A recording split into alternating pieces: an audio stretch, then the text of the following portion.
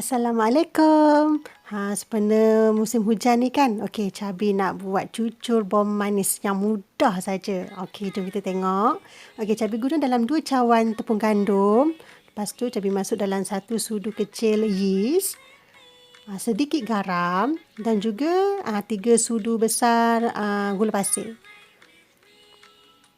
Okey, sekarang kita gaul-gaul sampai sebati. Okay, cucur bom ni mudah sangatlah. Siapa-siapa pun boleh buat. Okey. Okey, sekarang kita masukkan air suam.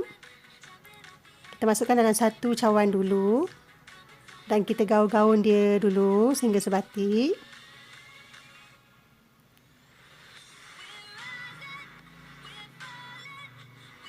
Okey, dan tambah lagi dalam setengah cawan air.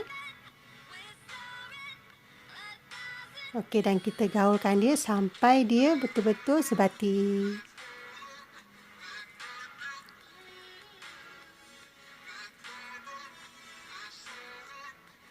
Okey, kita kacau sampai dia jadi macam ni ya. Ini orang panggil cucur bom malas lah ni. Sebab bahan pun simple, cara nak buat pun senang sangat. Okey, tekstur dia macam ni.